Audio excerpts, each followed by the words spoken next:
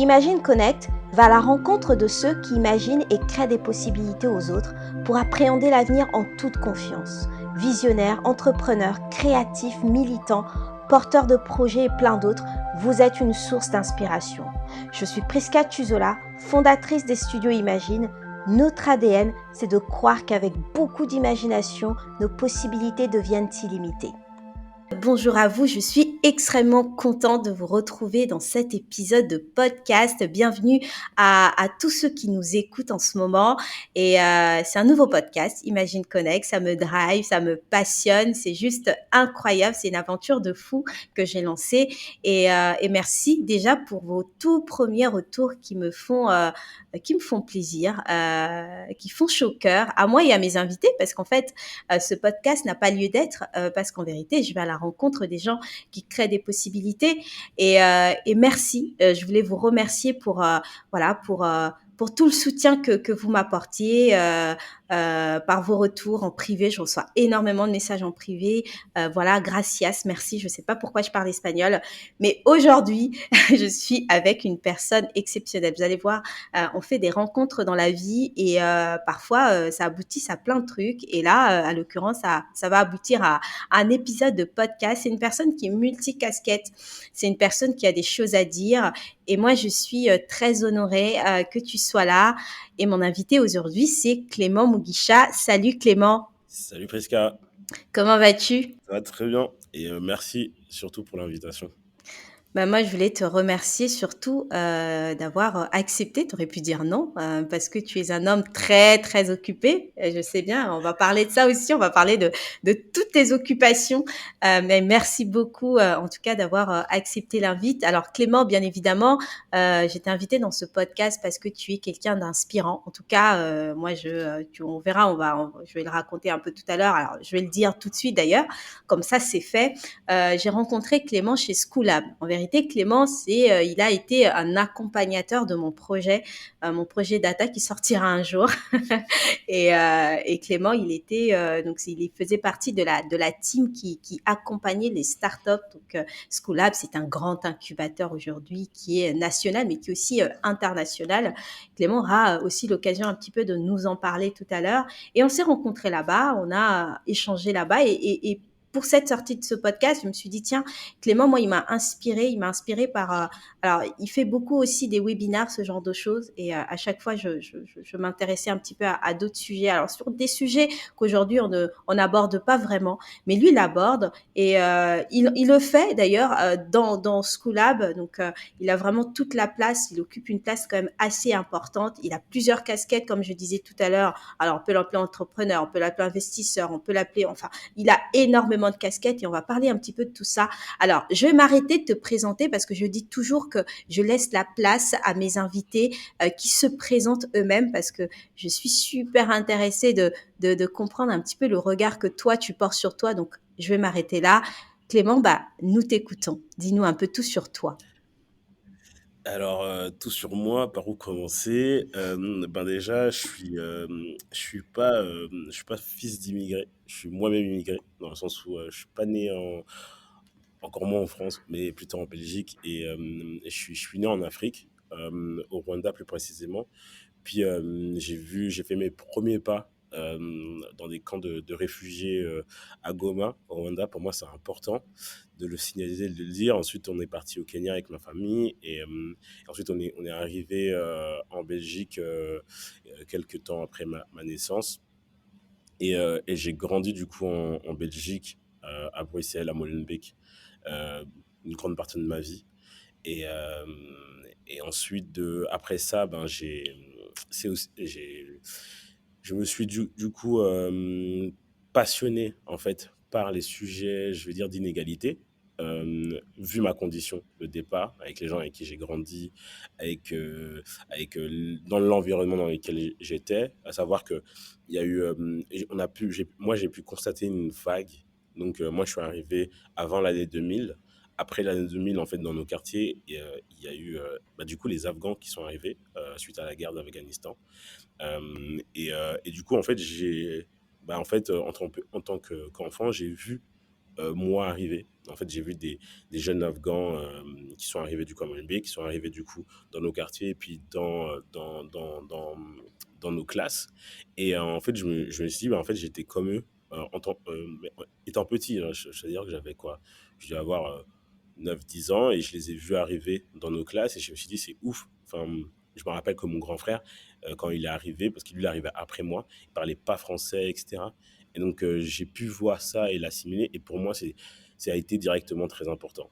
Et avec le temps, je me suis, je me suis passionné par différents sujets. J'ai toujours été passionné par plein de trucs, que ce soit l'histoire, la politique, l'économie. Enfin, j'étais vraiment passionné par tout. Je passais des heures devant la télé à regarder des documentaires, des films, etc. J'étais vraiment passionné par ça. Et parce que j'ai aussi des parents qui m'ont beaucoup aidé sur ces sujets-là, dans le sens où c'est des personnes qui débattent énormément, c'est des personnes qui sont très enfin, à l'écoute de ce qui se passe dans le monde, etc. Ils se cantonnent pas à ce qui se passe autour d'eux. Et puis, c'est des personnes aussi qui ont vécu des choses assez folles. Ils ont connu la guerre, ils ont perdu un fils. Dans cette guerre, ils ont dû tout recommencer depuis rien, quoi. Et donc, ils éduquent leurs enfants avec cette réalité. Il y a des côtés positifs comme il y a des côtés négatifs. Mais après, toi, en tant que personne, ça te forge aussi par rapport à ce que tu as connu, mais aussi par rapport à la manière voilà, la manière dont tu grandis et que tu te développes dans ce monde-là. Et donc, ces sujets-là, via mes parents, via ce que moi j'ai connu, bah, en fait, sont devenus très importants. Donc, tout ce qui était un peu inégalité, et équité, etc. Et donc, après, j'ai voulu faire des études. Pour moi, c'était. En fait, je savais pas si je voulais faire des études de cinéma, de cinéaste, ou des études de politique, de Sciences Po, de politique. Et, et en fait, c'est un jour où j'ai été dans une porte ouverte, dans une école de cinéma en Belgique. Et en fait, je me retrouvais, je devais avoir, je sais pas, 18-19 ans, parce qu'en fait, j'étais parti en Éthiopie, puis j'étais revenu. Du coup, j'avais pas commencé en même temps que les autres. Mmh. J'avais fait, on va dire, une année sabbatique.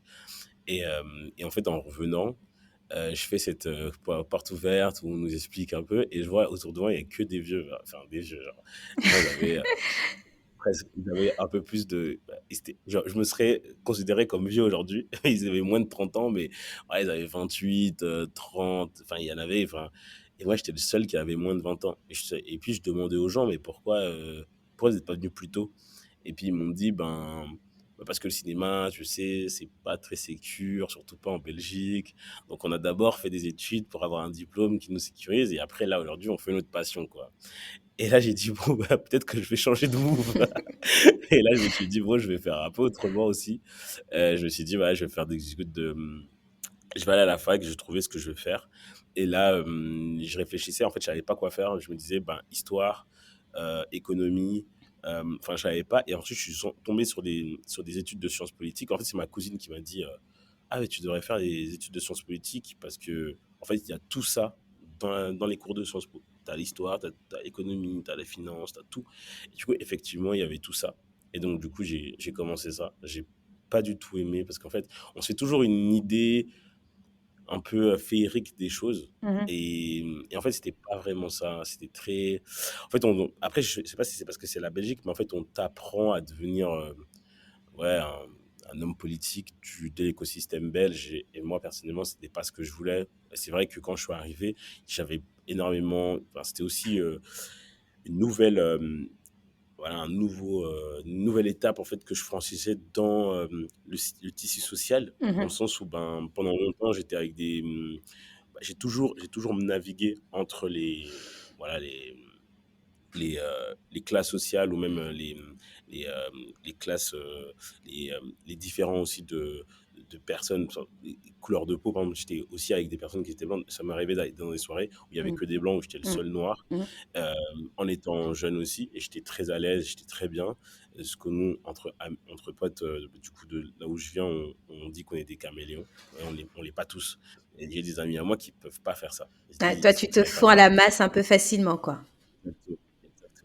j'arrive à me fondre dans la masse et à faire ce qu'on attend de moi. Et avec le temps, j'ai appris aussi à faire cela sans me renier. Et ça, c'est important parce que du coup, tu peux te perdre en essayant de plaire à des gens. Mais trouver ce juste équilibre de être dans un écosystème sans être de manière sur la défensive, tout en étant toi-même, c'est assez complexe et c'est important. Et donc ça, c'était un premier truc. Et quand je suis arrivé à la fac, ben là, j'étais dans ce nouveau cadre et il y avait des réalités que j'avais pas imaginées. Par contre, j'avais des élèves qui étaient dans la même classe que moi, qui avaient déjà leur carte de parti, qui étaient déjà dans des partis, qui étaient dans les jeunesses de partis. Et là, j'ai dit, ah ouais, non, c'est pas du tout voilà ce que j'aime, ce que je veux faire, mais j'ai quand même continué. Et en fait, pendant mes études, avec ma cousine qui, elle, terminait du coup ses études, en fait, à un moment donné, elle s'est dit, ben, j'ai envie de créer un truc, j'ai envie de faire quelque chose, j'ai envie de lancer une boîte. Viens, on se pose et on réfléchit à plein d'idées qu'on pourrait avoir. Et en fait, je savais pas encore, mais je rentrais dans le monde de l'entrepreneuriat. Et là, j'ai commencé on est parti, je l'ai rejoint, du coup, j'ai quitté Bruxelles. Enfin, je suis parti un soir à Bruxelles, je suis parti à Liège et on s'est vus. Et du coup, on a commencé à brainstormer. Et là, elle me disait, en fait, on parlait de ce qui nous touchait, en fait. En fait, on est revenu en parlant, en fait, des inégalités. Là, on parlait des inégalités entre le Sud, donc du coup l'Afrique, et l'Europe. Et un truc qu'on se disait, elle a fait des études de coopération internationale. Et moi, je faisais des études de sciences politiques. Et une chose qu'elle disait, sa thèse de fin d'année, c'était euh, Clément, je viens de faire 3 ans de coopération internationale. Ma thèse de fin d'année, c'est de dire que la coopération internationale, l'aide au développement ne fonctionne pas. Ça fait 70 ans qu'on parle de pays en voie de développement. Comment est-ce qu'on peut continuer aujourd'hui à en parler? J'étais pas né pour parler de pays en voie de développement. Aujourd'hui, je suis né, je suis adulte, j'ai l'âge de voter, je peux prendre un prêt à la banque. Et on parle toujours de ces gens-là de ces pays-là comme des pays en voie de développement. Et c'est qu'il y avait quelque chose qui fonctionnait pas. Et en fait, il y avait beaucoup de ces points-là, en fait, qui étaient des points problématiques. Et de là, en fait, on a commencé en fait, à décortiquer ces points Mmh. problématiques, comme le fait que beaucoup d'idées euh, pour développer ces pays-là, en fait, viennent d'Occident et ensuite sont développés en Afrique, mais sans connaître la réalité du terrain. Il y avait le fait que on, on infantilise les personnes sur le terrain. Il y avait plein de ces sujets-là où on s'est dit, bah, en fait, comment est-ce qu'on peut résoudre à chaque fois tous ces pain points. Et donc, on a créé notre boîte qui s'appelait Get Involved, qui avait pour but, du coup, d'envoyer des étudiants belges de fin d'année faire des stages à l'étranger, dans les pays en voie de développement. On n'aimait pas trop ce mot, nous, on disait des pays du Sud, plus précisément en Amérique latine, en Asie, en Afrique. Plus simple. Et, ouais. Et du coup, de là, ben, on les envoyait et nous, on ciblait des entrepreneurs à impact social et environnemental. Euh, et on leur disait, ben, écoutez, nous, on n'a pas d'argent, on aimerait bien vous aider. Et en fait, il y a des gens, et la manière dont on veut vous aider, c'est qu'on sait qu'il y a des compétences ailleurs qui seraient prêts en fait, à venir en fait, vous donner de la main-d'œuvre gratuitement. Et Mmh. pour vous aider à construire en fait, la vision que vous avez et le changement fort que vous voulez mettre en place. Et donc de là, en fait, on a fait ça. Je vais un peu accélérer sur l'histoire, mais en fait, ça m'a permis, en fait, c'est là où on est rentré vraiment dans l'entrepreneuriat à 100%. Pourquoi? Parce qu'en fait, la première chose qu'on a dû faire, c'est comprendre l'entrepreneuriat, parce que nous-mêmes, on était dedans. Du coup, on a dû comprendre comment est-ce on entreprend, comment est-ce qu'on monte une boîte, comment est-ce qu'on pivote, comment est-ce qu'on fait face à des problèmes, comment est-ce qu'on a été loin. Ça veut dire qu'on a fait des super partenariats, on a vraiment bien avancé, on a vendu, on a fait du très bon marketing, etc.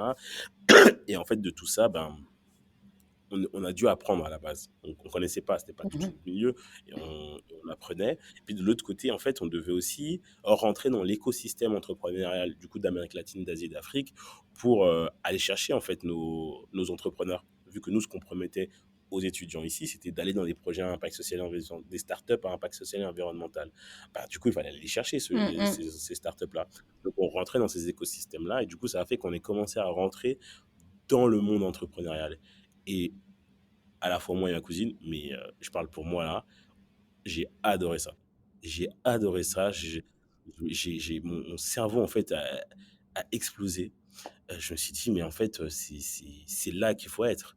Parce qu'en fait, les entrepreneurs et je me mets dedans, en fait, on résout des problèmes réels. Enfin, on est directement dans l'action et le mindset est complètement différent, la volonté de faire est complètement différent et en fait, c'était incroyable les discussions qu'on avait.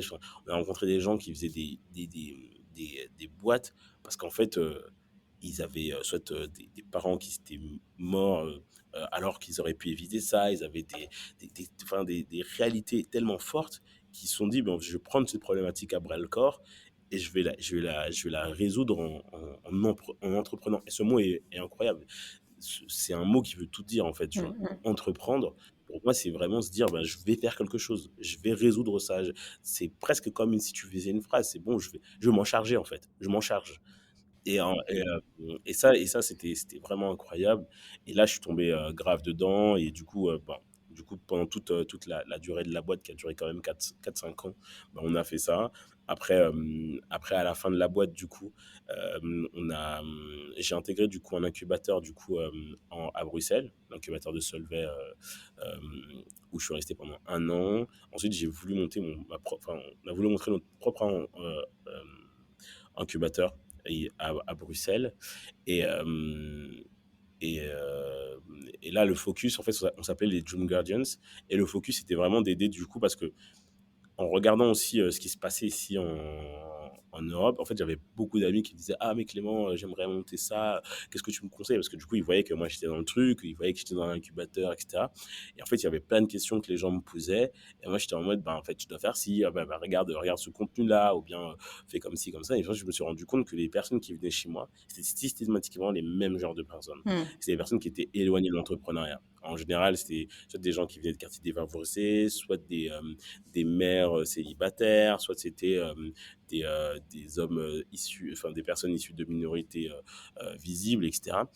Et, euh, et en fait, je me suis dit, ben, on va se focus sur eux, vu que ils n'ont pas le réflexe d'aller dans les incubateurs classiques. Et dans les incubateurs classiques, en fait, en général, ils sont pas pris, tout simplement. Alors que à ce stade-là, quand on est dans l'early stage, la première chose que tu fais, en fait, c'est apprendre à Mmh entreprendre. mh. Mmh. Tu n'es pas là pour faire ta boîte, tu es là pour apprendre à entreprendre. Du coup, on s'est dit: «Bah, on va faire ça» et qui sait, en fait, il va sortir des pépites, en fait, de là.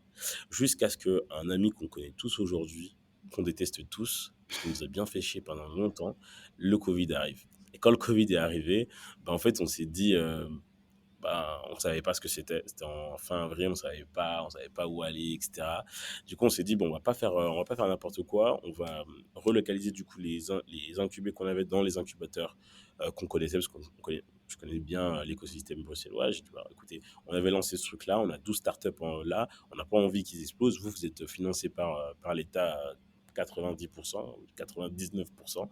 Et du coup, est-ce que vous pouvez en prendre un ou deux, ça vous fera rien, quoi. Du coup, c'est ce qui s'est passé. Et de là, en fait, moi, le Covid, c'était la meilleure partie de ma vie. Parce qu'en fait, j'ai pu m'arrêter. J'étais une personne, en fait, qui était grave dans le faire et je pouvais jamais m'arrêter. Et j'avais l'impression que si je m'arrêtais, en fait, les autres, eux, continuaient. Et du coup, je pouvais pas. Et là, en fait, tout le monde était à l'arrêt. Donc, si je m'arrêtais, c'était pas grave, vu que tout le monde s'arrêtait. Mais donc, j'ai pu m'arrêter, j'ai pu prendre soin de moi, j'ai pu réfléchir, j'ai pu me dire qu'est-ce que je veux vraiment, qu'est-ce que j'ai envie de faire. Et là, je me suis dit, ben, j'ai envie d'aller à fond dans l'écosystème startup, etc. J'ai envie de continuer à aller dedans.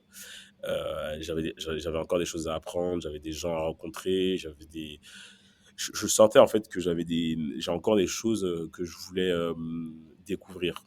Et je me suis dit, ok, fine, qu'est-ce que je fais? Où est-ce que je fais ça? Et la première question, c'était où est-ce que je fais ça? Je me suis dit, Bruxelles, ça va pas le faire. C'est trop petit, je connais tout le monde. Euh, c'est pas là où ça va se passer, quoi.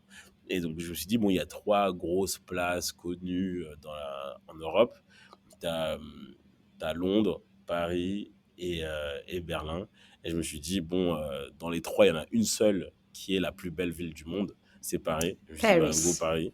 Et du coup, je me suis dit, et là, je suis arrivé à Paris. Euh, et je me suis dit, bon, je vais essayer de faire mon trou petit à petit, etc. Ma target, mon objectif, elle était simple. C'était vraiment essayer de rentrer, du coup, dans l'écosystème startup, qui est faut le dire ce qui est, c'est aussi un écosystème d'entre-soi. Donc, il faut y arriver. Heureusement, j'y suis arrivé, notamment en intégrant School Lab. Du coup, je suis à School Lab depuis 2 ans, je crois. Mmh. Ouais, Mais quasiment 2 ans. juste, Et, Clément, et ouais, avant qu'on poursuive sur Scolab, parce qu'il y a un énorme sujet sur Scolab et tu vas un petit peu nous raconter, l'histoire Scolab et comment, quand, juste après covid, tu as, intégré, le Scolab. Mais on va juste revenir un peu sur ton parcours parce qu'en fait, moi, je t'ai écouté avec beaucoup d'attention et j'imagine que les gens qui vont nous écouter, c'est avec beaucoup d'attention. Mais je veux pas perdre les choses qui, pour moi, ont du sens. Et en ouais, fait, tu as dit tout à l'heure, et c'était l'une de tes premières phrases, que tu n'es pas fils d'immigré, tu l'es toi-même. Et tu as parlé de ton parcours et je te regardais, je t'observais, mais c'est juste incroyable. Et donc, tu es rwandais, donc c'est là où tu as ouais, grandi, c'est là où tu es né. Et pour ouais, ceux qui connaissent un petit peu la géopolitique ou qui entendent un petit peu tout ce qui se passe, mais c'est plus dans ce coin-là de l'Afrique où il y a énormément de conflits. Ensuite, totalement. Goma qui fait partie alors du Congo, qui est un petit peu Du Congo. voilà, qui est un peu une zone transitoire entre guillemets entre le Congo et le Rwanda aussi, où il y a Ouais. énormément de conflits. En fait, donc toi, tu es en plein dedans.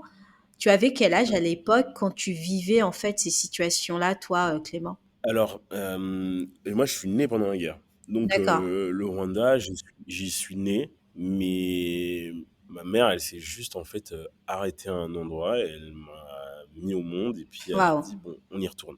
C'était ça. Il y D'accord, avait donc pas, c'est vraiment ce qu'on ouais, entend c'est dans les histoires, dans les documentaires, parce que c'est totalement. des histoires, quand même incroyables. Et donc tu es né là-bas, dans un pays en plein conflit et donc En plein conflit et du coup, mes parents, me mettent au monde et puis ils continuent en fait, du coup à fuir, hein, l'exode et ensuite ils arrivent à Goma. À Goma, à savoir qu'en fait à ce moment-là, il y avait, du coup tous les camps de réfugiés qui étaient là.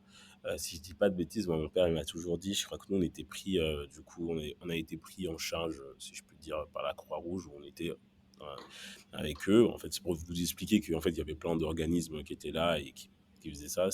C'était pas, c'était très insalubre, hein. C'était pas, c'est pas un bel endroit où grandir, etc. Et ensuite, on est resté là, en fait, le temps de se faire, le temps de pouvoir après partir.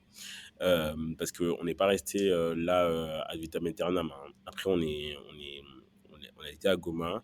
Comme tu l'as dit, hein, c'est un endroit de transit. C'est là où les gens arrivent et ceux qui ont la chance, je dis, bon, ou l'envie de partir, ben, partent. Il y en a qui sont toujours là, hein, qui après, c'est devenu leur vie. Il y a beaucoup de Rwandais qui sont à Goma mmh, depuis longtemps. Et nous, après, on est parti au Kenya parce que l'objectif, en fait, là, c'était c'était de de fuir quitter, quoi. Ouais. c'était de fuir, ouais, et c'était de quitter surtout du coup, le continent. Et on a eu de la chance, du coup, de pouvoir partir. Moi, je suis parti d'abord avec ma mère, moi et ma mère. Ma mère était enceinte de mon petit frère, mais en fait, elle ne pouvait pas prendre l'avion. Genre, Ouais. techniquement, c'était impossible pour elle. Elle allait accoucher en quelques temps. Et moi, je suis parti du coup avec ma mère d'abord. Et mon grand frère et mon père sont restés là. Et du coup, on est arrivé en Belgique. Et après ça, eux nous ont rejoints, je crois, un an après. Donc, D'accord, et tu avais quel âge, quand tu as fui? j'avais 4 5 ans. OK. Quand tu Quand j'ai fui, quand j'étais tu trop petit, je ouais, pense. quand tu es parti de Goma, tu étais très petit, c'est ça, hein? Ouais, ouais, j'étais OK. très petit. Goma, J'étais, Kenya, donc c'est ça, Goma, Kenya et euh, ensuite euh, Belgique. C'est ça, c'est ça. J'étais tout petit. Et j'aime bien, je dis que je suis moi-même immigré, parce qu'en fait, euh, de nos jours, en fait, on pense que, euh, que la personne qui est en face de toi, soit c'est ses parents qui sont arrivés, soit non, moi, c'est pas le cas. Il y a beaucoup de personnes, en fait, c'est avec le temps, Complètement, beaucoup bien de personnes sûr. qui pensent que je suis né ici. En fait, je suis pas né ici. Et ils le pensent parce que j'ai pas l'accent ou Mmh. que je connais bien, etc. Alors que c'est pas le cas. Et je suis fier d'être né.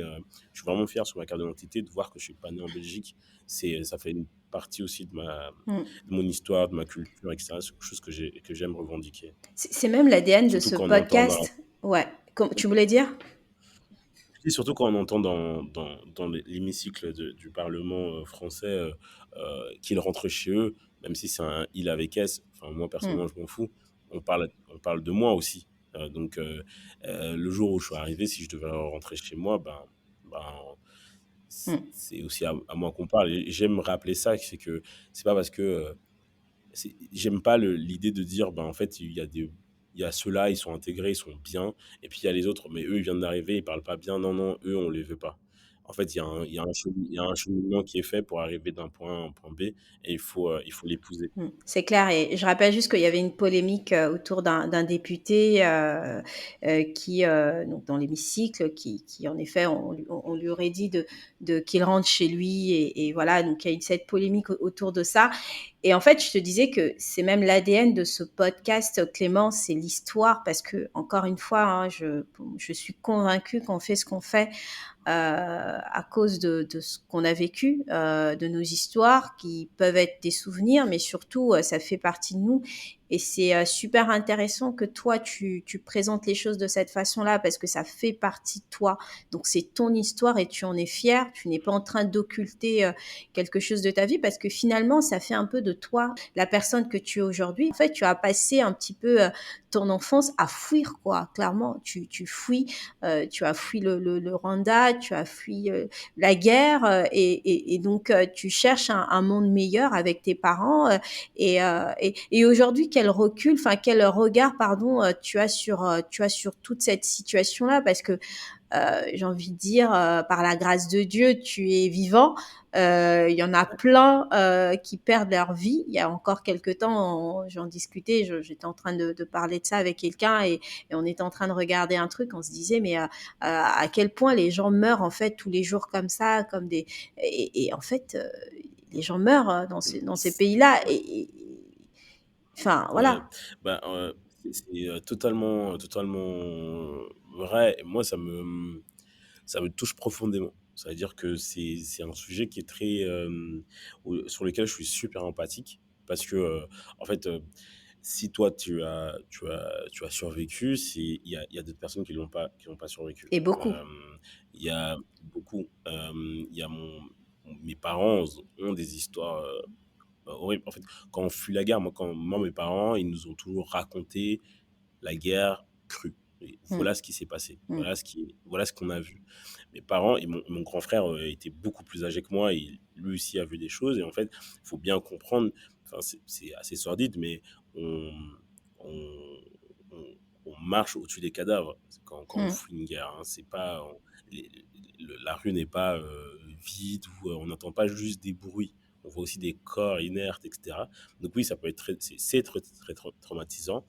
Et aujourd'hui, le fait de savoir, notamment dans la région des Grands Lacs, que c'est aussi toujours aussi compliqué avec les gens qui meurent, énormément de gens qui meurent. Et ce qui est le plus difficile, c'est aussi de voir que la communauté internationale ne s'en soucie pas. Je mm, pense que c'est ça qui est le plus difficile à, à, à réaliser en fait, c'est que aujourd'hui le peuple du Congo dans ces régions-là, en fait, ils sont quasiment livrés à eux-mêmes de ce qui où est-ce que- là où ce qui est en train de se passer, eux sont un peu livrés à eux-mêmes et il y a des gens qui se disent, en fait, ça va jamais changer. Ça fait des années et des années que c'est comme ça. Les gens, l'Occident, en fait, s'en soucie que quand il y a des problèmes pour l'extraction, en fait, de nos minerais.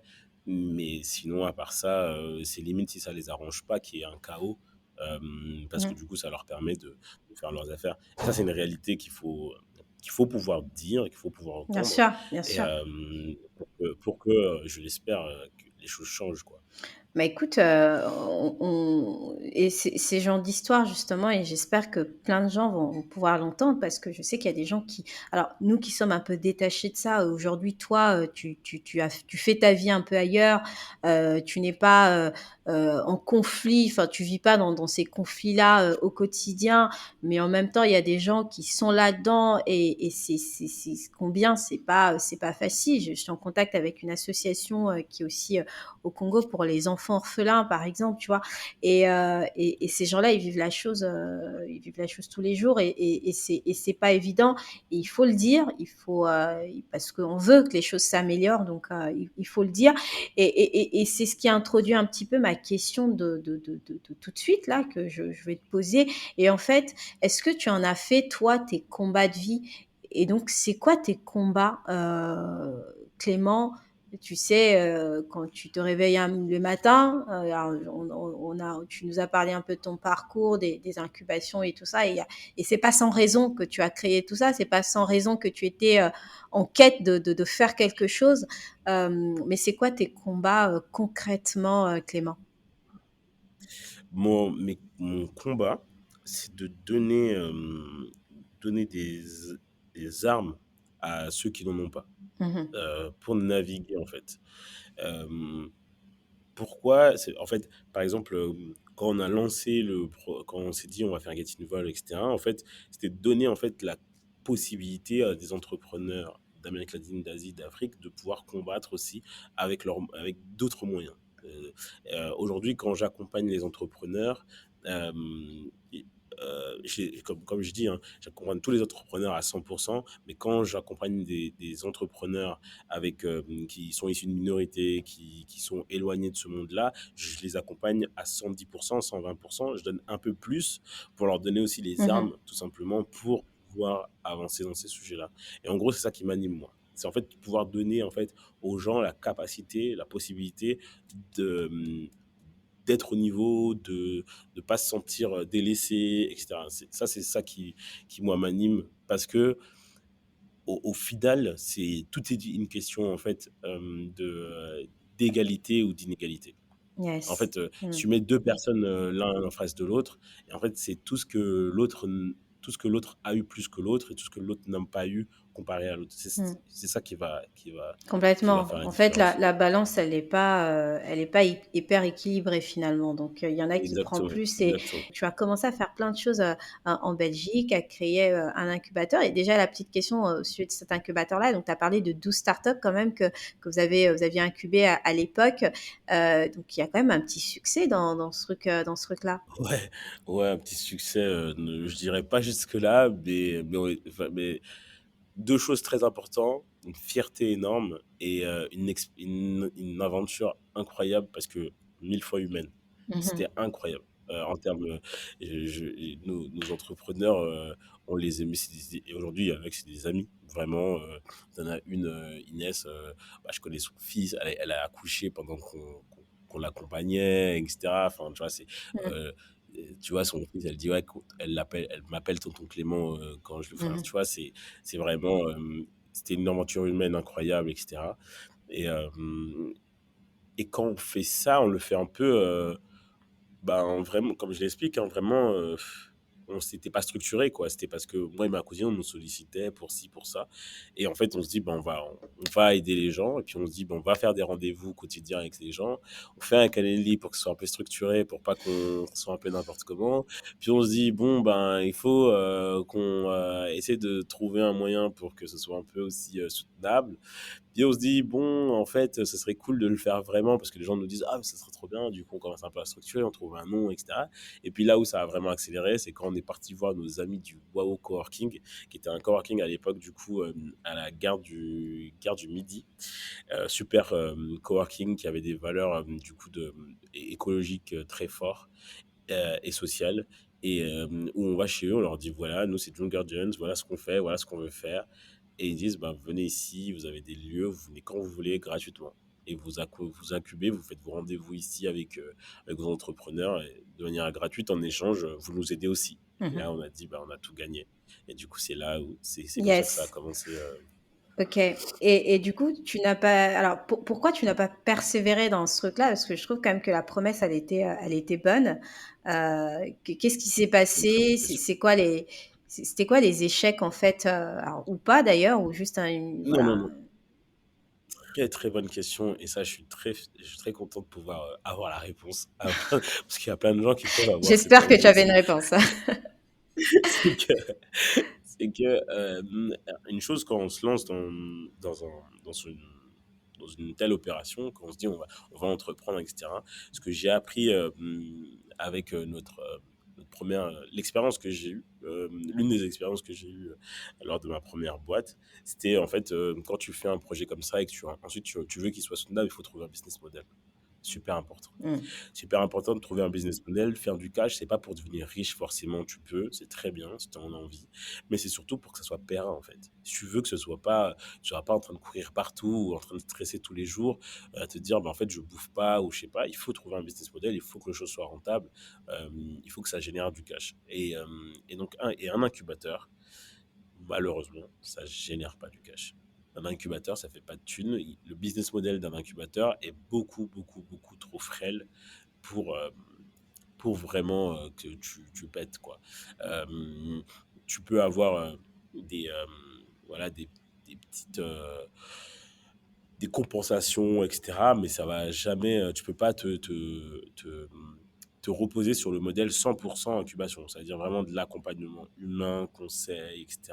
C'est pas possible, c'est pas soutenable. Mais en fait, il y a deux modèles d'incubation. Le premier qui est le plus connu, c'est je te vends un desk et je te vends un bureau. Mmh. Et en fait, en te vendant du bureau, tu as accès aussi à du conseil. C'est ce qu'on voit la plupart du temps, c'est ça. Ensuite, tu as un deuxième modèle qui est le modèle de prise de participation. Nous, c'était le modèle sur lequel on était parti, parce qu'en fait, on n'avait pas de bureau à vendre, vu qu'en fait, le WoW Coworking nous permettait à nous, Dream Guardians, D'avoir un d'être bureau, ouais. là Mmh. et d'avoir un bureau et du coup d'avoir des espaces, des bureaux de réunion, etc., pour accueillir nos startups. Mais après, nos startups devaient après repartir, quoi. Et elles n'étaient pas là H24. Mmh. Donc, de là, on s'est dit, bah, quel modèle on peut avoir? Bah, on va prendre un modèle de prise de participation. Le problème, c'est que quand tu prends des parts dans une boîte, même si tu prends 1% ou 5%, etc., même si tu dis, enfin, tu peux pas prendre des parts gratuitement. C'est interdit par la loi, c'est pas possible. Tu es obligé de donner du capital contre cette part-là. Et donc, pour ça, il te faut un capital, toi aussi, d'investissement. Mmh. Et pour ça veut dire que tu deviens un peu un fonds d'investissement aussi. Et donc, que tu dois avoir ce qu'on appelle des LP, donc des limited partners, qui vont eux investir en toi pour que toi tu puisses investir dans les startups que tu as, même si toi tu prends 5% dans les boîtes contre 100 euros. C'est pas beaucoup, Mmh. mais au moins mais il te faut ce cash là en fait pour générer. Et un truc très très important à savoir, c'est que du coup tu as une logique d'investissement style fonds, et là la performance de la boîte devient cruciale. C'est que tu es obligé de faire en sorte que la startup dans laquelle tu as investi, ben, elle pète, elle réussit dans les 5 ans pour que toi, après, tu peux te retourner en termes de cash. Et si j'investis aujourd'hui 100 balles et que je reçois allez, 10 000 euros, mais dans 3 4 5 ans, bah, le business est toujours pas périn, quoi. Mmh. Donc, et surtout que c'est très difficile parce qu'il faut aller convaincre des investisseurs d'investir en toi. Et c'était pas possible. C'était pas possible. Personne n'allait nous donner de l'argent sur ce modèle à cette date, quoi. On n'avait pas de preuves, on n'avait encore rien fait, donc c'était trop compliqué. Et donc on s'est creusé la tête et je remercie grandement un ami à moi qui fait partie des gros cabinets de conseil qui nous a aussi énormément aidé. Son jus de cerveau nous a aidé. On était parti sur du coup ça je le donne gratuitement aux gens qui se Ouais. disent ben, pourquoi pas innover dans l'accompagnement, dans le business model des incubateurs. Nous, ce qu'on s'était dit, c'était qu'on allait prendre du coup des parts tous les mois sur le chiffre d'affaires. C'était un peu comme une TVA. On s'était dit, ben, écoute, nous, on avait un modèle d'accompagnement qui était très opérationnel, un peu comme un startup studio. C'est-à-dire que quand on avait un entrepreneur qui était très tech, nous, on l'aidait Mmh. sur toute la partie euh, marketing sales. Et quand on avait un entrepreneur très euh, marketing sales, nous, on l'aidait sur la partie produit. OK. Et donc on a fait ça, etc. Et on s'est dit, ben, c'est très chronophage, ça prend du temps. Et nous, on aide aussi beaucoup la startup à augmenter. Donc très vite, notre logique, c'était très vite aller chercher du CA et très vite lever des fonds. C'est ça qu'on s'est dit par rapport au modèle qu'on avait choisi. Et ce modèle, c'était quoi? C'est de prendre du coup un pourcentage sur le CA par mois. Donc, si la startup vend peu, on prend peu. Mais Mmh. par contre, si la startup vend beaucoup, ah ben nous, on prend aussi beaucoup. Et là, on est beaucoup plus alignés. On était un peu plus alignés à la fois sur la partie, ben, si toi tu réussis, on réussit aussi, et sur le travail qu'on faisait. On pouvait se dire directement, OK, ben, l'un des objectifs, c'était d'aller vendre vite. Et on se disait, ben, si on vendait, ben, on savait que ça allait rentrer en même temps que l'entrepreneur.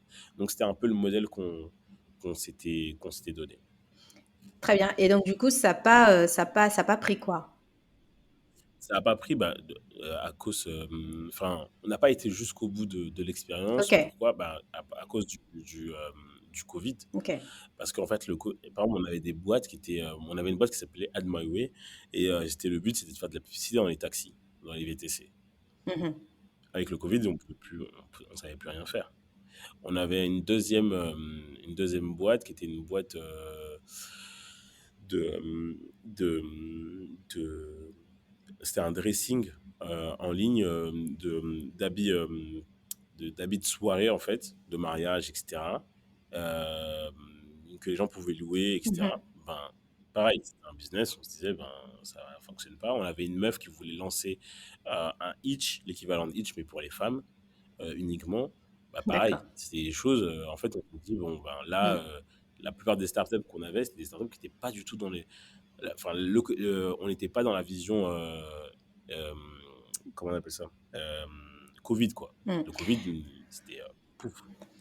Et là, je pense à toutes les startups, enfin les entreprises en général, qui ont été, victimes de Covid parce qu'il y en a eu plein, et pendant que tu disais ça, je pensais à ça et c'est vrai qu'il y a des activités qui sont arrêtées quoi, clairement, à cause du Covid et c'est arrivé un peu vite, et c'est vrai que pendant cette période-là, en fait, on était tous un petit peu obligés d'être en introspection parce que c'était super compliqué. Moi qui faisais du marketing, il fallait s'adapter aussi à un nouveau monde, clairement, et trouver des solutions anticipées. Et c'est vrai que c'était compliqué. Et donc, en fait, c'était pas vraiment un échec. C'est juste que vous n'avez pas su comment vous adapter à la situation. Et les startups que vous accompagnez, bah, c'était pas adapté à la situation déjà. Elles n'étaient pas du tout, pouvaient pas répondre aux besoins des gens parce que les besoins étaient arrêtés. Il y avait des nouveaux besoins à cette époque-là. Et donc toi, tu es entre-temps, donc c'est une période, du coup tu es venu en France, c'est ça, hein, si je dis Ouais, bien les choses. je suis arrivé, ouais, je suis arrivé en France, du coup, juste après, en fait. En gros, on a commencé tout ce qui était déconfinement, je crois, c'était quoi? C'était en ouais. Hmm. En mai. Et ensuite, du coup, moi, je suis arrivé en août, Ok, d'accord. sur Paris. En août, je suis arrivé sur Paris. Et donc tu étais en pleine introspection. Là, tu t'es arrêté pour une fois de ta vie. Tu t'es dit bon bah je fais plus rien. Et qu'est-ce qui s'est passé pendant ce temps d'introspection en fait, Clément? Ah, j'ai kiffé, hein. Ah, Et il faisait super beau, je m'en rappelle. Du coup, voilà, barbecue, promenade, balade. C'était vraiment la meilleure vie au monde. Donc pendant très très longtemps, en fait, j'ai pas pensé business. J'ai pensé toi. aimer la vie. En fait. Mhm. Ouais, j'ai pensé moi, j'ai pensé aimer la vie, discuter. Il y avait des espèces de drinks en ligne, etc. Enfin, vraiment, c'était ça au départ. Et après, c'était quand on commençait à parler, ok, on va commencer à déconfiner, etc. Là, je me suis dit, ok, bon, là, bon, apparemment, ça va pas durer toute la vie, malheureusement. Donc, qu'est-ce qu'on va faire? Là, on va commencer à Enfin, sortir. Et heureusement là, quand j'ai même. commencé. Franchement, j'étais un peu sur mon petit nuage. Peut-être avec le temps, j'aurais pas kiffé. Mais là, je t'avoue que je kiffais de ouf. Et je suis content que ça ait duré cette période-là parce que j'ai pas eu le temps de pas kiffer. Peut-être qu'après, voilà, j'aurais pas kiffé, etc. Mais là, du coup, je me suis dit, OK, bah, qu'est-ce que je peux faire? Comment est-ce que je peux le faire? Etc. Et c'était assez rapide. Hein. C'était assez, pour moi, c'est pas un truc qui a duré hyper longtemps. C'était assez binaire. Pourquoi? Parce qu'en fait, je me suis dit, euh, je savais que je voulais rester dans le monde entrepreneurial, startup, etc. Et je me suis vraiment dit, OK, tu as trois solutions, trois villes. Où est-ce que tu vas? J'ai tâté un peu le terrain. En vérité, Oui, Paris, c'est la plus belle ville du monde, mais Londres, ça coûte drôlement cher. Berlin, je suis pas Mmh. fan de la culture germanique. Et Paris, je connaissais des gens, je connaissais l'écosystème via The Family. Je connaissais, j'avais des potes qui étaient là, etc. Donc, c'était beaucoup plus logique pour moi d'aller là. Et voilà. Et en fait, c'est un peu comme on peut dire, c'est à partir du moment où tu as envie, bah, en fait, les choses, tu sais pas pourquoi, mais des fois, ils se décantent facilement. Tu fais les choix un peu, les gens, avec le recul, tu te dis, ouais, je suis un ouf, je suis parti comme ça, j'avais rien, etc. Mais en fait, tu te rends pas compte que c'est logique, tu es drivé par une seule chose, t'es pas en train de regarder à gauche, à droite, tu es Mmh. focus sur un truc. Donc, c'est facile pour moi, je cherche dans la tech, je cherche dans l'incubation, ben, Welcome to the Jungle, je regarde tout ce qu'il y a dans ces sujets-là, et voilà quoi. C'est Et donc, Schoolab, du coup, tu as ouvert les portes et tu es entré et du coup, c'est tes 1 débuts un petit peu chez Schoolab, c'était quoi, c'était quoi un peu tes missions, tes tâches, ainsi de suite? bien vu. En gros, chez Schoolab, quand j'arrive, il y a deux gros sujets. Le premier, c'est la partie deal flow. Mmh mh. Euh, Aller scouter des startups, recruter des startups, avoir des startups. Et, euh, et donc ça, c'est un premier truc, c'est comment est-ce que, tu deviens, euh, ta partie conseil dans les startups est reconnue et que les gens se disent, ben, je vais venir chez toi pour cette partie-là, quoi. Ça, c'est un premier truc. Et le deuxième, c'est d'avoir des boîtes qui rentrent dans ce qui va arriver demain. Exemple, c'est trop bien si tu as des boîtes des entrepreneurs qui, je sais pas moi, qui veulent faire j'ai pas envie d'être stigmatisant, mais tu vois, on va dire des entrepreneurs simples qui pensent aujourd'hui, qui rejoignent un problème d'aujourd'hui, et tu as des entrepreneurs qui se disent, bah, en fait, moi, je suis en train de créer une solution qui a un temps d'avance. C'est sur, par exemple, le mode de consommation ou la manière dont on travaille, bah, en fait, va changer. Et moi, en fait, nous, notre boîte aujourd'hui est en train d'anticiper ça. Et ça, c'est difficile d'avoir ce genre d'entrepreneur-là. Mmh. Parce que, un, tu peux pas le savoir en avance. Quelqu'un qui a une idée, tu pourras jamais savoir qu'il a une idée. Et deux, et du coup, c'est la capacité que cet entrepreneur-là va pouvoir te dire, ah, je veux aller chez vous. C'est chez vous que je vais pouvoir au mieux en fait développer ma startup. Donc ça, c'est un premier truc. Et le deuxième, c'est que là, on commençait aussi nous à aller chercher d'autres types. En fait, on ouvre d'autres types d'incubateurs. C'est-à-dire qu'on a notre incubateur historique, Starter, qui est un incubateur de School Lab. Mmh. Le Mais en fait, on a programme d'autres starter, incubateurs quoi, c'est ça? le programme Starter. Et en fait, on va avoir aussi d'autres incubateurs qu'on va opérer en marque blanche, donc Rungis, euh, des personnes, des groupes qu'on va aider également sur la partie opérationnelle, comme la Refactory, etc. Et donc là, c'est un peu le même concept, c'est se dire ben, quel deal flow en fait je leur apporte. Parce que eux veulent des boîtes spécifiques. Donc à Rungis, tu vas pas avoir tout et n'importe quoi. Mmh. Tu vas avoir des boîtes que la Cimaris, Rungis veut avoir au sein de son OK, écosystème. et Et Rungis, toi, tu vas pouvoir scouter. ouais, Rungis, c'est dans la tout ce qui est dans la food tech, hein, c'est ça, il me semble, hein? Exactement. En gros, Rungis, du coup, on va aller chercher des entrepreneurs qui vont attaquer des sujets liés à la food tech, à l'économie circulaire, dans la food, dans le circuit court, dans la décarbonisation, etc. Dans la OK. logistique, etc. Donc ça, c'est ça qu'on va aller chercher. Puis on va avoir d'autres programmes, tu vois, on va prendre par exemple le programme Pépite Île-de-France, où on va aller chercher des entrepreneurs étudiants, donc qui ont la carte euh, étudiants-entrepreneurs, qui font partie d'un pépite d'Île-de-France. On va avoir le programme La Refactory, où on va avoir là des startups qui vont résoudre des problèmes liés à la mobilité, dans l'économie circulaire, dans la mobilité. Donc, mobilité, économie circulaire, quoi. Et ensuite, on va avoir le PERCO, qui là, ça va être des startups qui vont s'attaquer à des sujets liés à l'handicap, au sport ou à l'économie circulaire. Mmh Donc, mh. il y a aussi cet enjeu de gérer en fait le deal flow, pouvoir la vendre. Ensuite, il y a une deuxième partie, c'est comment est-ce que nos startups deviennent aussi un outil aussi pour notre partie corpo, conseil corpo. Des fois, en fait, on a des corpos qui nous disent, bah, nous, on aimerait soit avoir rencontrer des startups, on aimerait être inspiré par un parcours entrepreneurial, etc., par rapport à une thématique précise. Et donc là, nous, pouvoir sourcer dans les startups qu'on a accompagné ces startups pour ces sujets-là, pour les grands groupes, pour les corpos, ben, c'est aussi un enjeu. Et puis, plus loin aussi, c'est pour les investisseurs. Mmh. Aujourd'hui, les investisseurs, quand ils investissent, ils testent d'investissement. Et du coup, pouvoir émailler et leur gérer leur deal flow, bah, c'est aussi un truc important. Donc, il y avait toute une partie deal flow. Puis, il y avait toute une partie aussi accélération qu'il fallait améliorer, faire grandir et voir. Là où aujourd'hui, en fait, on s'est vraiment focus sur, OK, comment est-ce qu'on accompagne au mieux nos entrepreneurs qui veulent lever des fonds. Tous les entrepreneurs ne veulent pas lever des fonds. Tous les entrepreneurs ne vont pas lever des fonds. Tous les entrepreneurs ne sont pas obligés de lever des fonds. Mais ceux qui veulent lever des fonds, comment est-ce qu'on fait en sorte de les accompagner au mieux? Mmh. Comment est-ce que, comment est-ce que l'expérience de leur roadshow, en fait, va être, euh, va être la plus qualitative possible? Et donc là aussi, il y a tout un pôle à mettre en place, à améliorer, etc. pour que sur ces sujets-là, on soit aussi des référents. Pourquoi? C'est tout bête. Moi, c'est ce que je dis aux investisseurs.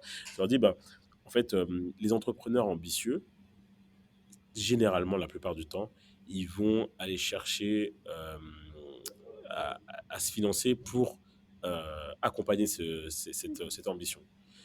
C'est Mmh. quasiment à chaque fois le cas. Et donc, ces entrepreneurs-là qui sont ambitieux et qui veulent lever des fonds pour accompagner cette ambition, bah, en fait, si tu ne sais pas les accompagner au mieux à la levée de fonds, ils ne vont pas venir chez toi. Mmh. S'ils voient que tu n'as pas les connexions qu'ils font, ils vont pas venir chez toi, ils vont aller ailleurs. Et ailleurs, les gens, c'est pas un monde de bisounours. Les gens sont sur ces sujets-là. Les gens sont là. Clairement, Et il y a clairement. des incubateurs qui ont des partenariats forts avec des investisseurs qui sont bien connus, etc. Chez Schoolab, on n'est pas du tout en reste. Enfin, on est très, très, très bien situé. Mais c'est un vrai sujet, Mmh. Yes. c'est un vrai bain, c'est un vrai bain, quoi. Finalement, en fait, Schoolab, c'est, les incubateurs au sein d'un grand incubateur et en même temps, Schoolab, c'est aussi alors Schoolab ne fait pas que ça. Totalement. En gros, Schoolab, c'est un studio d'innovation qui va accompagner les acteurs, grands groupes, écoles et startups sur leur volonté d'innover avec de l'impact. OK. Ça, c'est Schoolab. Voilà ce Mmh. que Schoolab fait. Schoolab va travailler avec des corpos, avec des écoles, mais aussi avec des startups. Donc ça, Mmh. c'est de manière générale. Maintenant, comment est-ce qu'il va le faire? Il va avoir effectivement, moi j'aime bien dire deux branches. Une première qui va, elle, accompagner les grands groupes sur leurs sujets d'innovation responsables, avec des sessions de co-créativité. Essayer de on va faire des landing expeditions, on va faire des lean. Et lean, c'est quoi? C'est vraiment du coup l'équipe de Schoolab qui va faire les entrepreneurs. En fait, on va être entrepreneur pour eux. On va aller faire on va faire le lean startup tout simplement. On va faire de la, de la découverte, on va aller parler avec les différents, les différents acteurs, que ce soit les employés, les personnes qui tournent, qui gravitent autour de la boîte, on va travailler avec leurs clients, on va parler avec leurs clients pour se dire, OK, voilà, en fait, où est-ce qu'on va aller? On va commencer à idéaliser, on va commencer à faire un premier prototype, et c'est là, sur ça aussi où on est fort, c'est pour ça qu'on a aussi on a un studio avec euh, une forte présence de design, parce que l'idée, en fait, c'est de pouvoir designer un premier prototype. C'était dans le podcast Génération du To Self, l'un de nos cofondateurs, Olivier, disait que nous, ce qu'on fait, c'est qu'on fait pas des PowerPoint. Nous, ce qu'on veut à la fin, c'est de pouvoir donner une maquette, quelque chose de tangible pour nos clients. Donc ça, c'est l'une de nos forces. Puis en fait, on va aussi faire ce qu'on appelle de l'open innovation, où on va en fait associer des étudiants de différents cursus sur des écoles de design, des écoles de tech, des écoles de business. Et en fait, on va les prendre tous avec ce qu'on appelle le CPI. Euh, et en fait, ces étudiants, pendant 6 mois, vont travailler sur un sujet, une problématique qui a été donnée par le grand groupe. Pluralité voilà, de, de, de, d'expertise, etc., vont apporter en fait une vision nouvelle pour le grand groupe. Et donc ça c'est une des parties qu'on va avoir.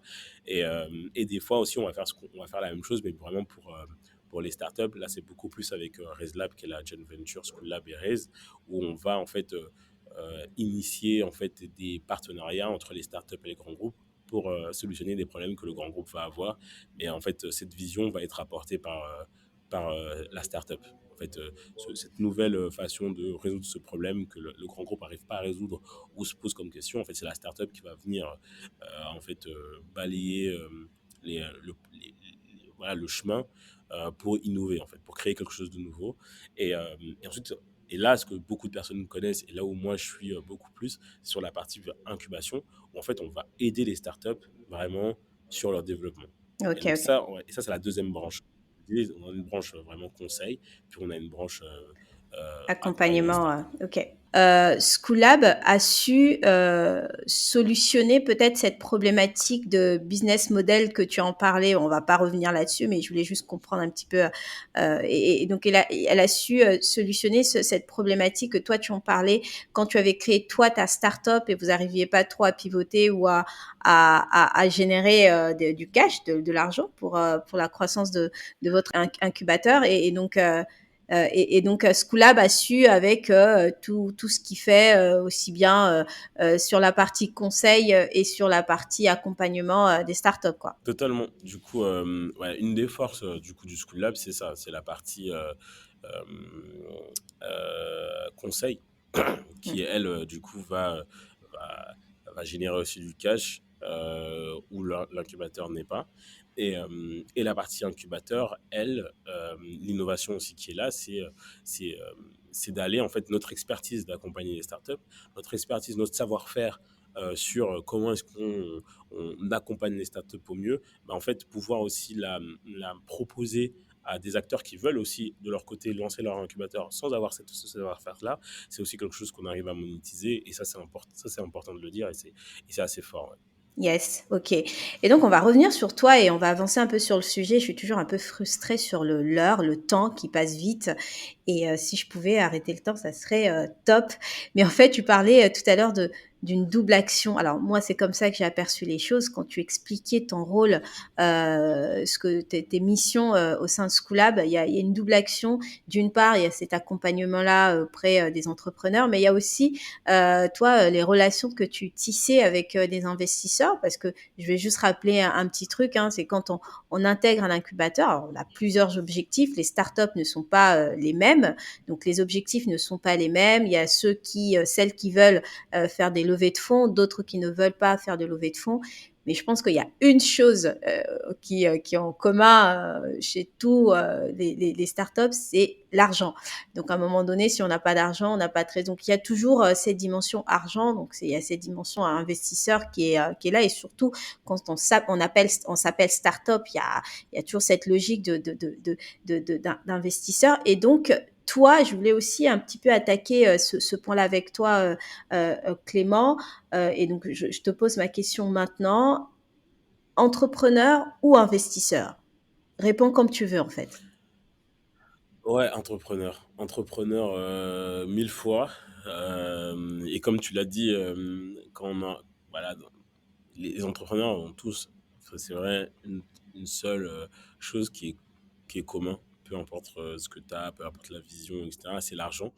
Et oui, l'argent, tu vas la chercher soit en levant des fonds, mais avant tout et surtout en ayant des clients.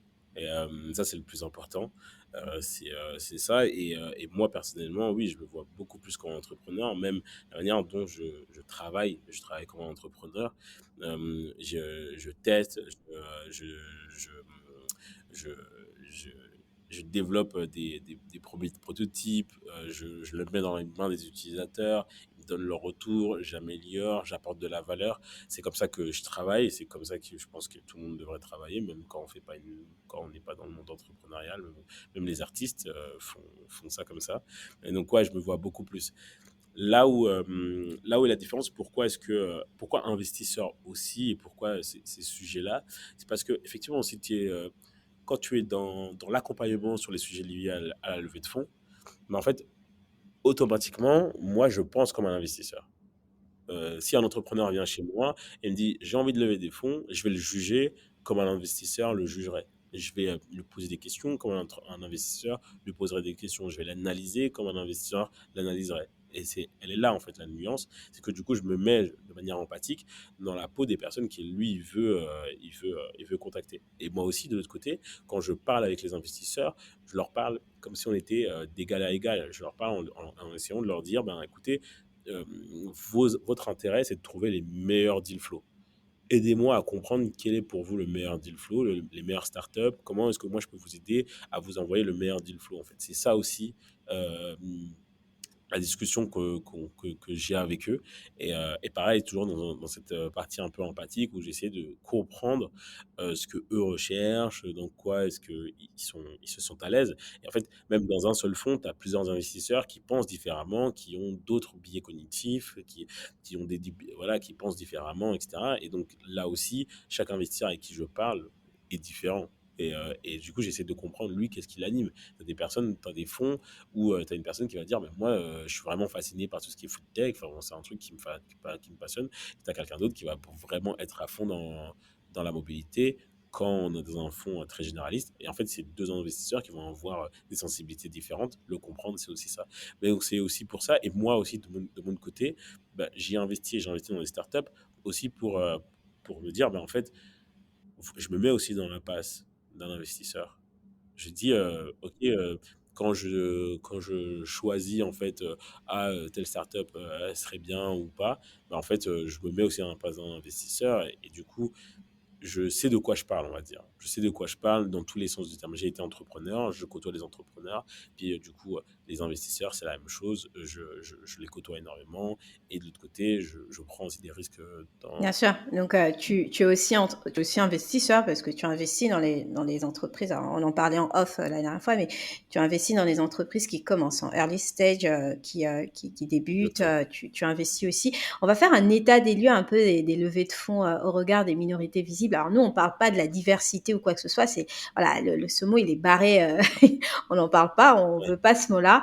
On parle des minorités visibles. Alors c'est là vraiment le cœur de ce que Clément va nous livrer comme possibilité et c'est ce qu'il fait. Bon, déjà, tu nous diras, tu nous définiras un petit peu les minorités visibles et qu'est-ce que toi tu entends par minorité ouais, visible et surtout de faire un peu un état des lieux, des levées de fonds au regard de ces gens-là. Et c'est vrai qu'il y a des choses à dire et c'est un peu ton combat aussi, un peu. C'est un peu là où c'est des actions que tu souhaites faire au quotidien et des actions que tu avais déjà commencé au sein de ce coup-là, parce que tu as fait un webinaire. Alors, je ne sais pas s'il y a, il y a un lien quelque part, je mettrai peut-être dans le podcast pour que les gens réécoutent, parce qu'il y avait, c'était quand même assez riche. Et donc là, je te laisse pleinement la parole. ouais. Bah, l'état des lieux, il est assez simple. La première chose que je vais dire, c'est que lever des fonds auprès d'investisseurs, c'est difficile. Même quand tu es blanc, issu de bonnes familles, que tu as fait les bonnes écoles, c'est difficile. Les seules personnes pour lesquelles c'est facile et que ça pourrait être facile et que c'est facile, c'est les repeat entrepreneurs et encore plus quand tu es un repeat entrepreneur à succès. Donc un entrepreneur qui a déjà fait une boîte ou un entrepreneur qui a déjà fait une boîte et avec laquelle a très bien fonctionné.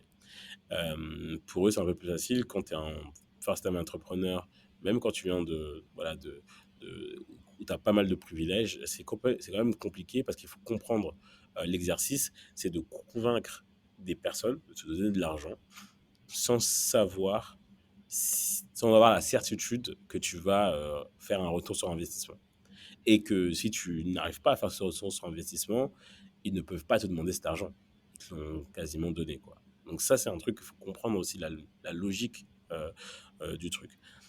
Et ensuite, après avoir dit ça, tu arrives dans la réalité du coup de l'écosystème global. Il faut savoir qu'aujourd'hui, quand tu regardes les investissements qui ont été faits sur l'année, tu as la BPI qui a investi, je crois, plus de 140 fois dans des startups.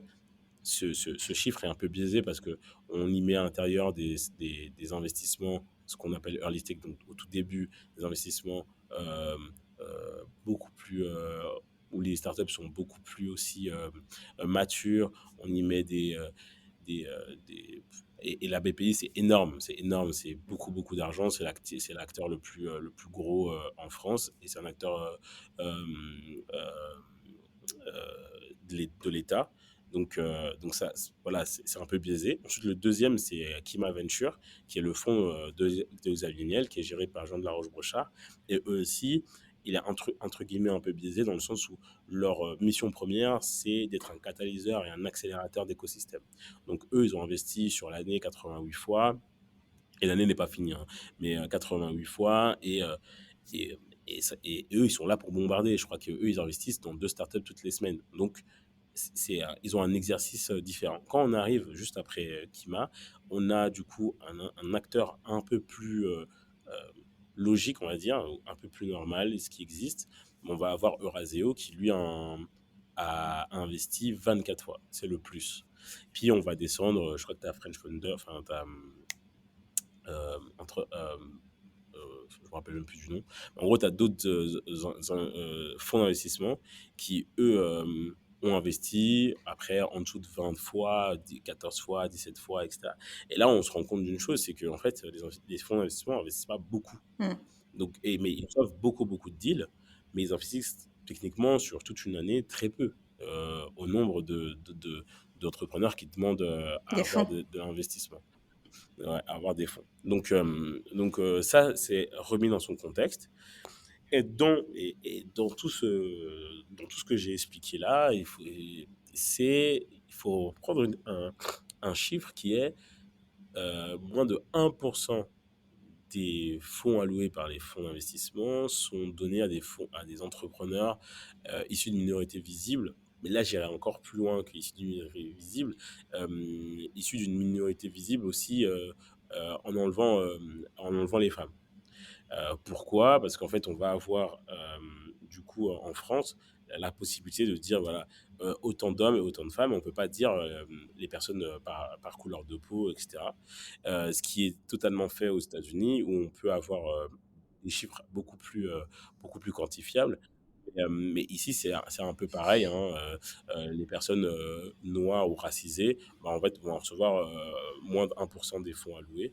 Et je pense que les femmes, de manière générale, et en l'occurrence, euh, eux sont à 5% ou un peu plus, et ça augmente parce qu'il y a énormément, et ça il faut le dire, il faut le saluer, de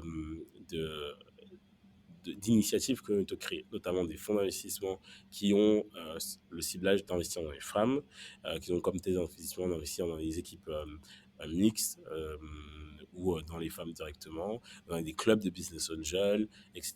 Donc il y a énormément de choses qui sont faites. Et après, plus tu vas investir dans les femmes, par exemple, plus des femmes vont se dire, ben, quand elles vont réussir ou quand elles ont, elles, l'opportunité aussi d'investir, ben, elles vont intégrer ces clubs de business angel-là ou vont plus sensiblement investir dans des personnes qui leur ressemblent. Donc, pourquoi pas des femmes qui ont peut-être fait les mêmes écoles qu'eux, etc. Donc, c'est aussi un espèce de cercle vertueux. Et donc toutes ces choses-là, moi, je me suis posé une question, c'est que ben, comment est-ce que moi je peux faire pour aider ces entrepreneurs issus de minorités visibles qui viennent chez moi et qui me disent ben là je vais lever des fonds, ça fait ça X temps que j'essaye, j'ai vraiment du mal, bah là je peux plus lever parce que en fait ma boîte a complètement changé. Vu que je ne recevais pas des fonds, j'ai dû un peu pivoter, la changer. Et aujourd'hui, elle est plus VC compatible. Donc, il n'y a plus autant de parties scalables qu'avant, etc. Parce que j'ai dû un peu voilà, la PMEiser, si je peux dire Mmh. ça comme ça. Euh, et donc, c'est voilà, tous ces retours que je voyais, toutes ces discussions aussi avec les entrepreneurs qui me disaient, ben, moi aujourd'hui, ben, j'ai été accompagné par les acteurs de l'accompagnement de ce type-là, que ce soit euh, les déterminés, Fighter, Bondina, etc. Et en fait, ils se rendent compte, et ils ont bien avancé, ils ont bien aidé, et en fait, ils se rendent compte qu'ils ont un plafond de verre. Ce plafond de verre, du coup, c'est l'accès au financement. Ils se rendent compte que bah, ils font les métriques, ils font les chiffres, leur truc se développe, mais arrivé au moment où ils doivent lever des fonds, il y a un truc Ça qui va pas, quoi. bloque. Ça bloque. Et donc, et moi, on revient du coup à ce que je disais au début. Dès que j'entends une inégalité ou quelque chose comme ça, bah, c'est quelque chose qui m'anime directement. Je me dis, bah, comment est-ce que je peux faire moi en tant que personne pour changer ça. Un des constats, c'est qu'en accompagnement de start-up, on est très peu de noirs déjà. Mmh. Et ensuite, en accompagnement sur les sujets vraiment de financement, bah, je pense que je suis tout seul. Qui vraiment me positionne sur des sujets de financement pour les startups, je suis vraiment tout seul. Et donc je me suis dit, bon, je dois penser l'accompagnement au financement pour les entrepreneurs. Et ensuite, il y a une deuxième couche que je dois faire, c'est que je dois penser l'accompagnement au financement pour les entrepreneurs issus de minorités. Comment est-ce que je fais en sorte que eux aussi trouvent leur place? Parce que le modèle que moi j'ai aujourd'hui, il fonctionne, mais il ne fonctionne pas pour tout le monde. Il y a des personnes qui, parce que ils sont issus de minorités visibles, bah, en fait, ils n'arrivent pas à lever. Donc, comment est-ce que je fais pour twister le tout et faire en sorte qu'eux, ils aient les mêmes chances? Pour moi, en fait, les minorités visibles, c'est effectivement, il y a plusieurs minorités. Minorités de couleur de peau, euh, donc les personnes racisées, donc noires, indiennes, arabes, donc qui sont typées, où tu le vois à la couleur de peau. Il y a aussi des minorités euh, euh, liées aux handicaps. Des personnes qui ont un handicap sont très peu vues aussi. Et ensuite, il y a aussi des minorités de genre, effectivement, il y a les hommes et les femmes. En fait, tu deviens de facto une minorité à partir du moment où, dans un écosystème, tu es sous-représenté. Et Mmh. donc, dans l'écosystème startup, la sous-représentation des personnes racisées, des personnes avec un handicap, ben, est fortement vue. Et donc, l'idée, c'est comment est-ce que tu fais en sorte que cette minorité-là ben, ait la même chance que la majorité, moyenne plus. OK, hyper clair, on est toujours dans l'état des lieux. Aujourd'hui, quand même, il y a des actions qui sont, lancées en faveur des femmes. Alors, du coup, je suis une femme, donc je connais un peu, ce monde-là. Il y a Willa, il y a Sista. D'ailleurs, Sista aussi qui est aussi un peut-être un fonds d'investissement aussi, hein, je pense. Hem, Ouais, à la base, Sista, du coup, c'est un collectif mmh. qui aujourd'hui ont levé un round là, il n'y a pas longtemps. Du coup, ils ont lancé du coup, le Sista Fund et ils ont levé, je crois, 100 millions d'euros, si je dis pas de Il y a bêtises. quand même des actions qui sont là, en faveur des femmes, même si il y a encore besoin de plus que ça parce que, dans les faits, on voit que les c'est souvent pas évident pour les femmes de lever, hein. Ça c'est il y en a plein aujourd'hui, il y en a de plus en plus qui commencent à lever de fonds, mais ça reste quand même compliqué, entre, des arguments, de certains, qui voilà, qui laissent à désirer et mais les femmes, il y a des actions qui commencent. Est-ce que toi, tu veux, toi, te positionner peut-être sur des actions que tu as envie de mettre en place au regard, auprès du coup des autres minorités, comme des minorités racisées, par exemple, ou est-ce que je pense que j'imagine, c'est ce qui te drive en discutant un peu avec toi, et du coup, qui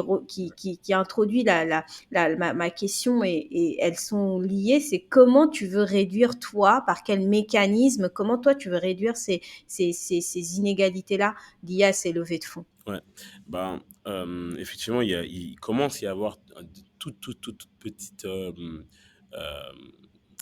initiatives qui commencent à se faire. Je dis toute petite, donc pas en termes de taille, parce que vous verrez, il y en a une qui est énorme, mais plutôt, on voit en fait, c'est des petites, un peu comme des petites étoiles dans le ciel. Un peu comme quand on voit un ciel où c'est pas du tout illuminé, mais on arrive à voir une ou deux étoiles. Bah, c'est un peu ça. Le premier que je peux citer, c'est le Black Fund, qui est le fonds d'investissement, Mm. enfin, qui est Google, hein. l'initiative de Google, Mhm. ouais, qui investit du coup dans les entrepreneurs noirs.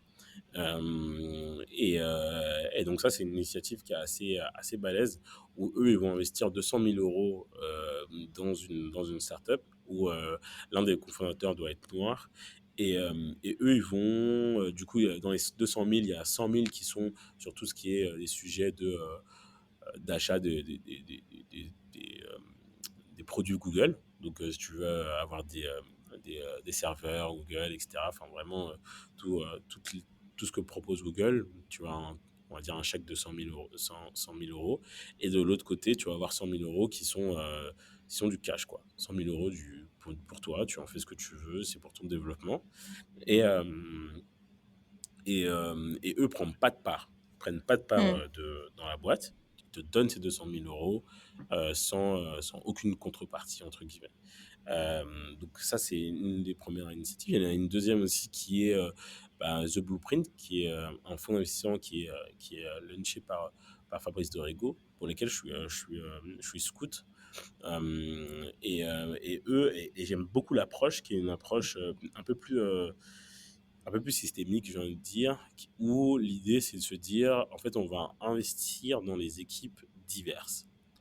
En fait, l'idée, c'est de se dire, bah, en fait, on va prendre des startups où il y a des cofondateurs, etc. Et on va investir dans des équipes diverses où, en fait, l'équipe va être diversifiée. En fait, l'idée, c'est d'investir, de nourrir l'écosystème de diversité.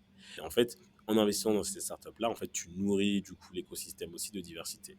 Et donc ça, c'est une un deuxième, enfin, c'est un deuxième fonds. Et puis, j'ai pu voir aussi des initiatives comme Team Impact, qui aussi investissent ils disent des entrepreneurs euh, éloignés de l'entrepreneuriat, etc. Ça, c'est des projets où j'attends encore de voir, moi, Mmh. personnellement, euh, Après, ce que ça veut dire. il y a des actions aussi en France. Enfin, ici, il y a des actions. Alors, Fabrice Desregos, je crois que c'est en France, mais il y a d'autres actions aussi au niveau de l'État qui est la French Tech Tremplin, que tu connais. Alors, ça, c'est vraiment sur l'accompagnement des entrepreneurs qui sont issus de la minorité et de la diversité, comme on dit ça. Mais du coup, toi, quel regard tu portes un peu sur l'entrepreneuriat en France de façon générale, en prenant en compte du coup les inégalités qui sont là et qui sont visibles, sans faire un jeu de mots, mais qui sont là, quoi. Ouais. L'entrepreneur en France, ben, je l'aime bien personnellement parce que il est il est compétitif. Il y a énormément d'acteurs, il y a énormément de choses qui se passent. Tu as des trucs comme Station F où tu vas avoir des centaines et des centaines d'entrepreneurs, de startups, etc. Tu as énormément d'événements qui se créent, etc. En fait, il est assez riche. Les inégalités dans le monde de la startup et de l'entrepreneuriat, ce sont les mêmes qu'on va avoir dans d'autres sujets, qu'on va avoir dans le sujet du cinéma, qu'on va avoir dans le sujet de l'employabilité, qu'on va avoir dans le même sujet que dans la politique, etc. C'est juste un reflet de notre société de manière globale et c'est juste une réalité.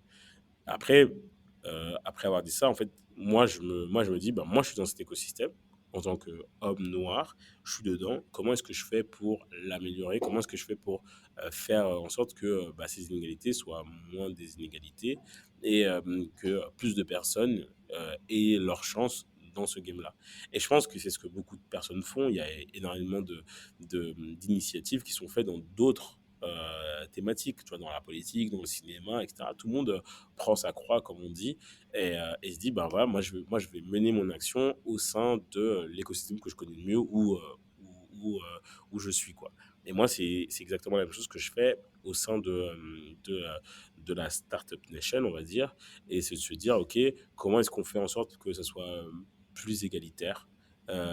Comment est-ce qu'on pousse plus de personnes à avoir envie de diversité, parce que c'est aussi une des réalités, c'est qu'il y a des personnes qui ne veulent pas de diversité, qui veulent que ça reste un statu quo. Et donc ça, il faut aussi savoir le dire, et il faut savoir aussi se dire, bon, comment est-ce qu'on fait pour changer ça, et comment est-ce qu'on fait pour attirer les personnes, soit qui n'ont pas d'opinion, soit qui ont envie d'avoir ça, bah, de leur dire, bah, regardez, voilà, il y a ça qui est fait, il y a ça, et vous pouvez vous engager dans ça, de telle manière, et rendre les choses un peu plus concrètes, quoi. Très bien, très très bien.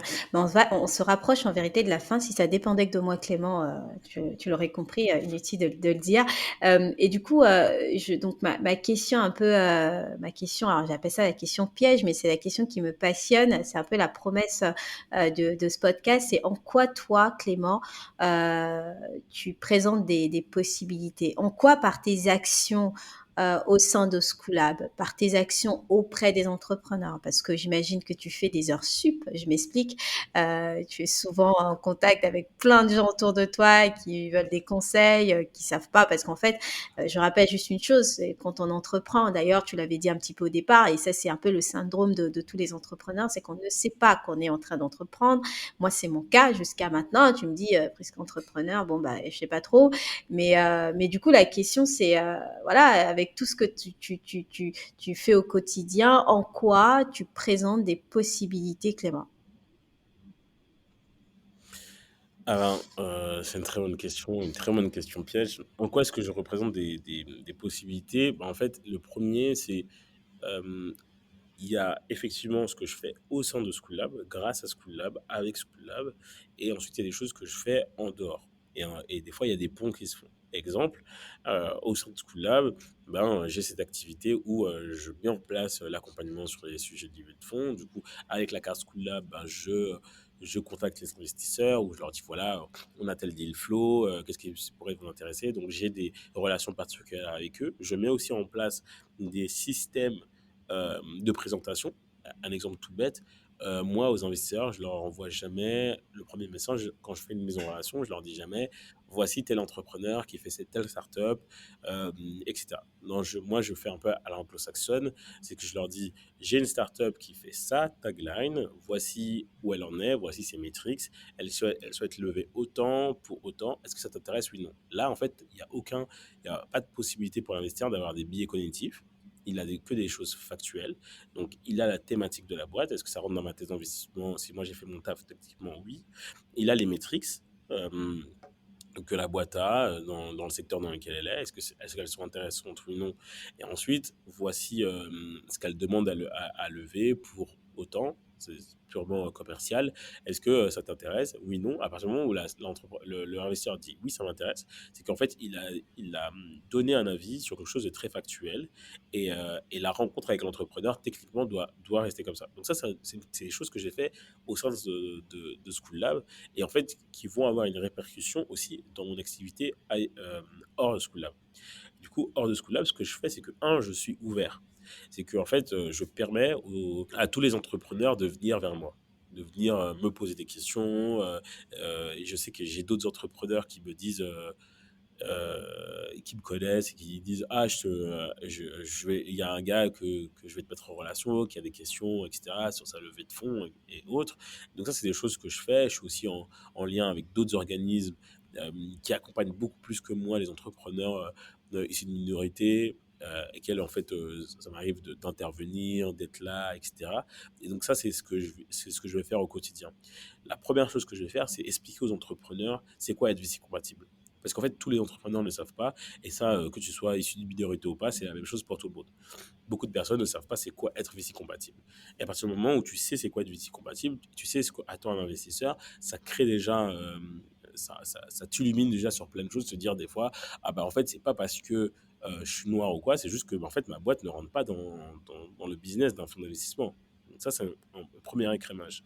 Le deuxième écrémage, c'est de leur dire, voici ce qu'il te faut pour aller chercher ce premier round, ce second round, ce troisième round.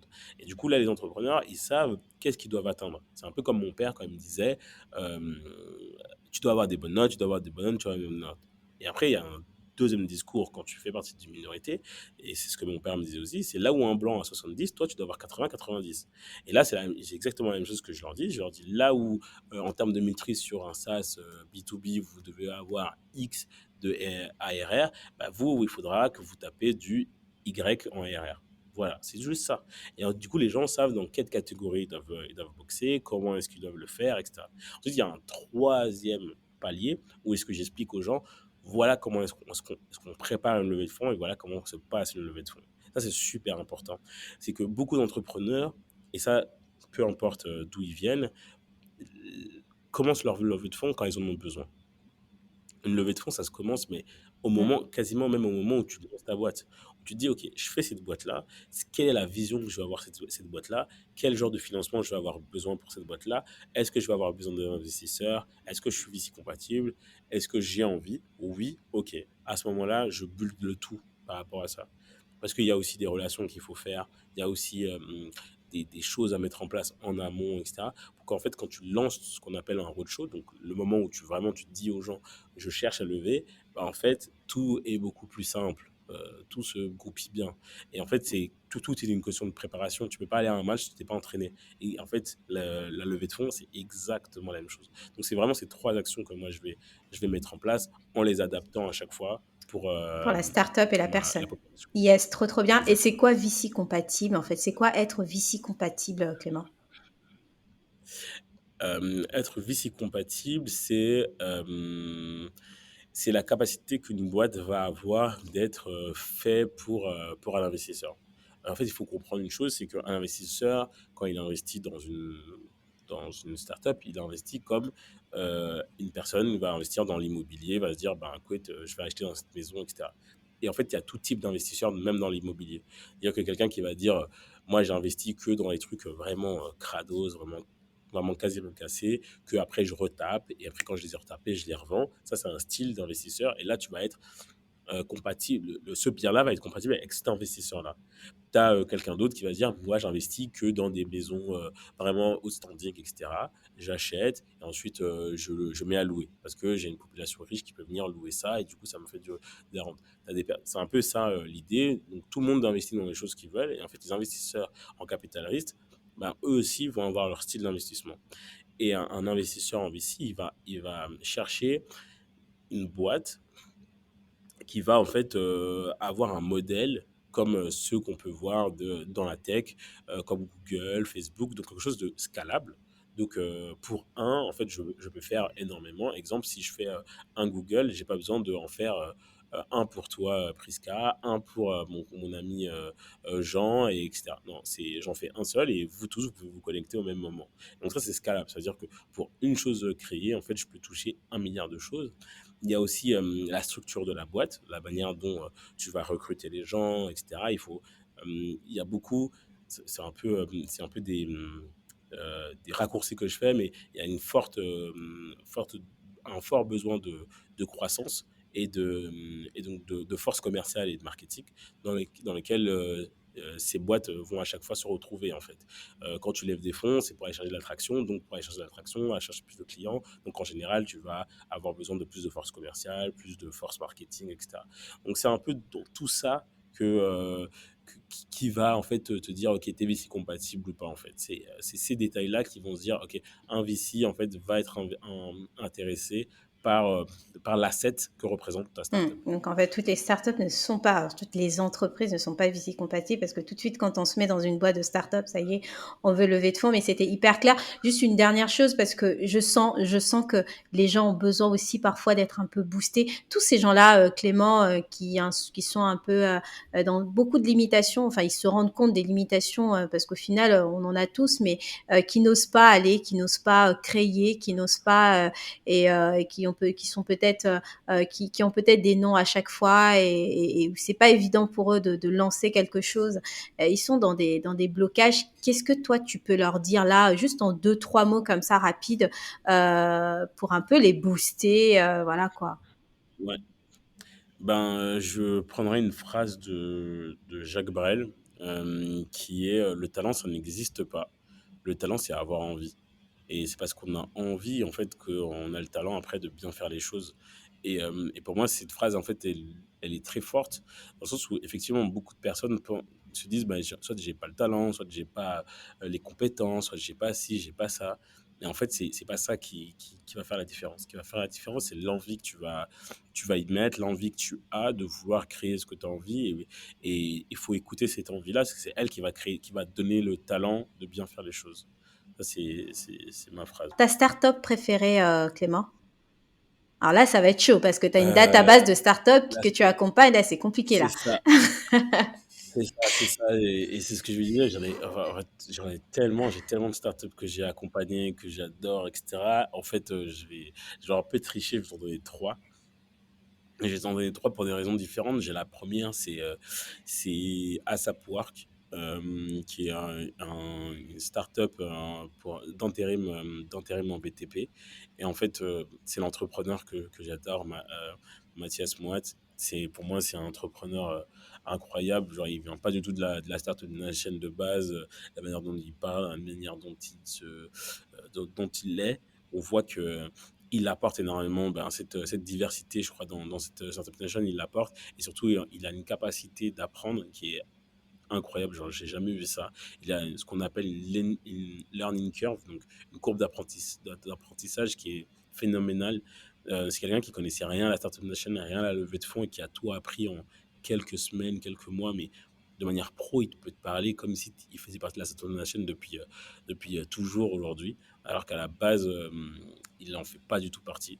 Ensuite, j'ai Vinny Daly, qui est une équipe qui est fait qui est montée par Carla, Nico et Arthur. C'est une startup dans la wine tech, dans le vin, et qui te permet en fait de choisir le vin en fait pour toi. Et eux, en fait, pourquoi je les sélectionne, c'est parce qu'en fait, ils ont une capacité en fait c'est une équipe incroyable. C'est une équipe de ouf. Ils ont une capacité en fait à fédérer les gens autour de leur projet. Quand on les voit à trois, quand on voit leur motivation, c'est incroyable. Et une fois, il m'expliquait, Nicolas, qu'il avait demandé à un de ses investisseurs pourquoi est-ce qu'il avait investi dans la boîte. Et le gars lui a dit, bah, c'est l'équipe. Et c'est tellement vrai, genre, c'est incroyablement vrai. Je pourrais jamais. Enfin, quand on veut se dire, ouais, c'est quoi une équipe de manière visuelle qui marche bien, bah, eux, c'est vraiment le cas de ouf. Et ensuite, j'ai deux femmes extraordinaires, c'est Katia et Noëlla de Fresh Africa. Elles, elles sont juste incroyables. Enfin, j'invite n'importe qui à les choper et discuter. C'est des femmes qui sont ultra demandées, ultra busy, etc. Et si vous avez vraiment la chance de discuter avec elles, vous allez le sentir ou à les écouter dans un podcast ou quoi. Elles ont une vision et une ardeur fantastique. Et c'est ce genre d'entrepreneur que je veux plus voir dans cet écosystème. Ton fonds préféré? Alors ça, c'est, il y en a pas 10 000. Mon fonds d'investissement préféré, je dirais The Blueprint, parce que ce que Fabrice Federico fait, c'est Mmh. courageux. Mais après, je dirais aussi Partech, pour une raison qui est que ils sont en Afrique. Ils ont investi dans du late stage, donc dans les startups bien avancées. Mais moi, je me rappelle au tout début, quand ils ont annoncé qu'ils allaient en Afrique, je me rappelle qu'il y avait des gens qui disaient qu'ils ne vont pas y rester longtemps. Et ils y sont encore, je crois, ça fait plusieurs années, je crois 5 ans, un truc comme ça. Ça fait quand même bien longtemps qu'ils y sont. Et, euh, et ils investissent et ils sont là. Et c'est super important d'avoir des acteurs du capital risque en Afrique parce qu'ils investissent dans les startups africaines, dans l'économie africaine. Et Ouais, et ultra je rappelle important. qu'il y a des très très belles startups. J'en ai rencontré Mais à Vivatech. super. En plus, c'est très tech. Il y a beaucoup de fintech. C'est super. C'est vraiment génial. Un invité à me recommander, Clément, pour un ou plusieurs, si tu veux, pour ce podcast. En vrai, je chercherais quelqu'un que j'ai rarement entendu. Comme ça, je pourrais aussi, moi, entendre cette personne parler. Euh, je dirais. Ah non, en fait, je pense à Sid Ahmed de Kill Bill. Parce qu'en fait, j'ai jamais entendu parler de manière longue d'où il vient. Enfin, pour moi, c'est quasiment un ami, etc. Enfin, c'est un entrepreneur que j'ai accompagné, mais auquel je suis très proche. Mais j'ai jamais entendu son histoire, ce qu'il pourrait imaginer, d'où il vient, etc. Et voir un peu voilà, ce qu'il a dans les tripes à ce niveau-là, en sortant un peu du politiquement correct. Ce que tu arrives à bien faire avec ton podcast. C'est sympa. Ouais, Bah écoute, je dirais lui. trop bien. En tout cas, moi, ça me ressemble. Et merci beaucoup, Clément. Et c'est ton premier podcast, hein, c'est ça, hein? Ouais, c'est ça, c'est mon tout premier podcast. Ma première personne qui me dit j'ai envie de t'enregistrer pour que d'autres Bah écoute. personnes t'écoutent. Et c'est rigolo parce que après toi, il y a d'autres personnes qui m'ont demandé, donc Je sais déjà que donc ça c'est un sera peu pas le ma chance. dernier parce que tu as plein de choses à dire. En vérité, tu as énormément de choses à dire et surtout des gens qui sont très positionnés, qui sont militants, qui ont des choses à dire. Il faut leur tendre le micro. Ceux qui n'ont rien à dire, par contre, parfois, il faut aussi un peu se retirer. Enfin bref, c'était le petit point polémique du podcast. Merci beaucoup Clément. En tout cas, grand merci pour toute cette valeur que tu as apportée dans cet épisode. Alors, si vous êtes entrepreneur et vous voulez contacter Clément, on va vous dire quoi faire. Et aussi, même si vous êtes investisseur et voulez-vous en savoir plus sur les entreprises, les startups sur lesquelles Clément bosse et vous voulez tout simplement entrer en contact avec lui, comment on te contacte Clément? Alors, c'est assez simple. Soit directement sur LinkedIn, Clément Mugisha. Bon, on peut pas me rater. Je réponds à tout le monde, sans exception. Même si c'est pour dire je ne suis pas intéressé, mais je réponds à tout le monde. Et encore plus quand c'est pour aider, etc. Je propose très souvent mon Calendly. Et sinon, par email, si, c'est clément@theschooollab.com. Yes, trop bien. Donc, assez simple. Yes, et je rappelle qu'on mettra toutes ces infos sur notre site imagine-connect.com. On mettra toutes les coordonnées sur Clément si vous voulez le contacter. Franchement, allez-y. Je sais qu'il y a énormément d'entrepreneurs qui nous suivent, des étudiants entrepreneurs aussi. Vous voulez en savoir plus et c'est toujours pas évident et les infos ne sont pas toujours accessibles et surtout compréhensibles. Donc, n'hésitez pas à contacter Clément. Encore merci beaucoup à tous et à vous qui êtes là, restez jusqu'à la fin. Je ne sais pas comment je vais faire avec cet épisode parce que ça va être hyper long. Clément qui sourit, donc c'est génial. Mais en tout cas, merci à vous. Et vous qui veulent soutenir ce podcast, n'hésitez pas à nous laisser 5 étoiles dans Apple Podcast et sur toutes les plateformes préférées, vos plateformes préférées d'écoute, Spotify, Deezer, Amazon Music, enfin, il y en a plein d'autres. Et moi et mes invités, on vous envoie plein de cœurs, plein de bisous. Vous êtes restés jusqu'à la fin, donc vous êtes des vaillants, vous êtes au top. Et retrouvez-nous, comme je disais tout à l'heure, sur imagineconnect.com et vous allez voir toutes les informations. On fait des portraits de nos invités, donc je vais préparer un super portrait pour Clément. Et quant à moi, je vous retrouve très prochainement avec un invité haut de gamme, comme toujours, quelqu'un qui a des possibilités, quelqu'un qui crée et qui imagine des possibilités autour d'elle parce que c'est important. On a besoin des gens comme ça pour un avenir meilleur, pour un avenir un peu plus paisible où nous, on se donne un petit peu, on s'aide entre nous et c'est ce qu'on veut apporter au sein de ce podcast. Merci à vous et à très vite, à très bientôt. Salut Clément. Salut, un grand merci pour l'invitation. Merci beaucoup et pour ta bienveillance, Prisca.